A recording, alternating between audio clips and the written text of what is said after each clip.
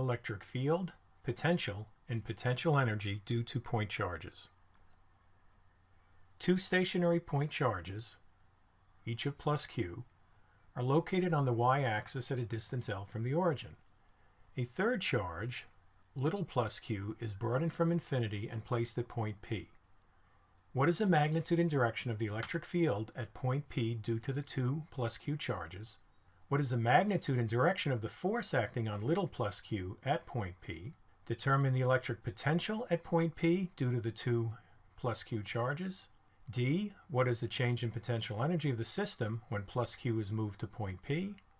Then determine the work done by the external force that moved little plus q to point P. What is the magnitude and direction of the electric field at point P? We start with calculating the electric field due to 2-point charges.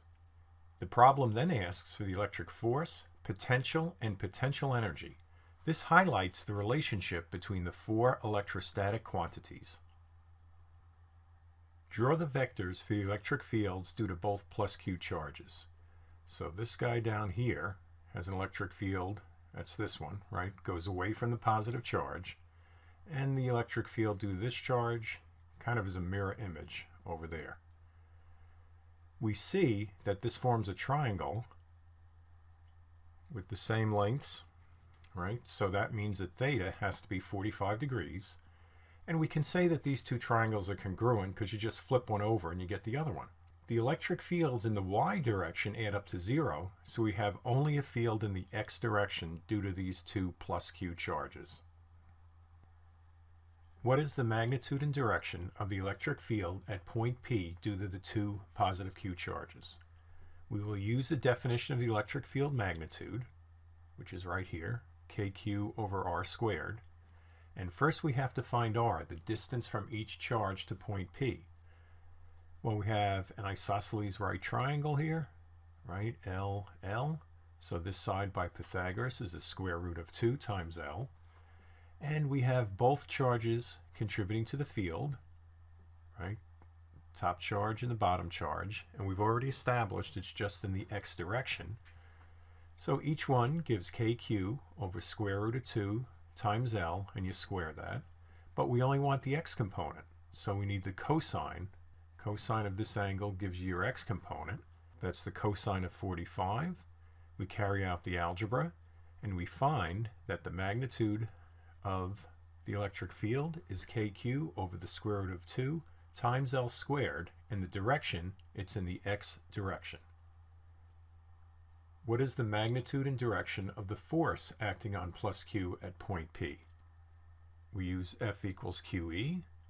We found E on the previous slide, and we also know it's in the x direction. So the force will be in the x direction on a positive charge. And of course, we have a positive charge here.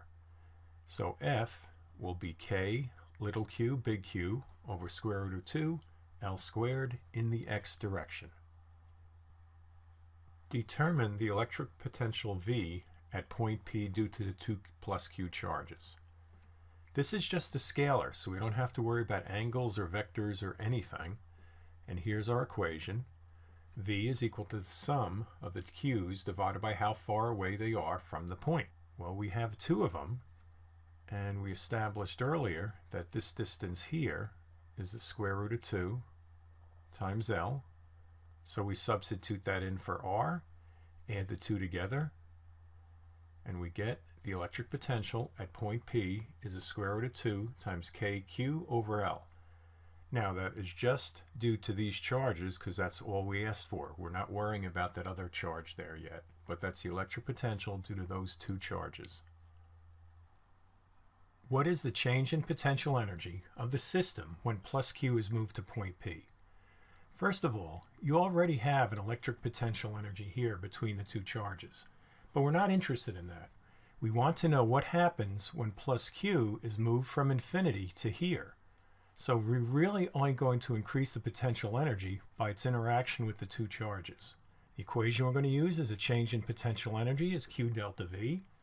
Delta V is just V. We have an absolute potential at this point because V, where this little plus Q started, V at infinity, is just 0.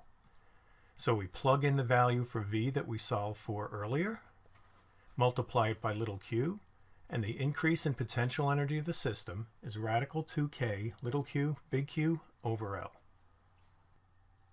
Determine the work done by the external force that moved plus Q to point P. Use the work energy equation, where external work plus initial potential energy is final potential energy. We rearrange it so work external is equal to the potential energy at x equals L minus the potential energy at infinity. The potential energy at infinity is 0 by convention, so we're left with this answer right here. Now that's a positive work because positive charges, like charges, repel. So if we're bringing a positive charge in here, we need to do positive work on it to move it against the other positive charges. We also assume that little q has 0 velocity at infinity and at x equals L, so only electric potential energy is considered in the work energy equation.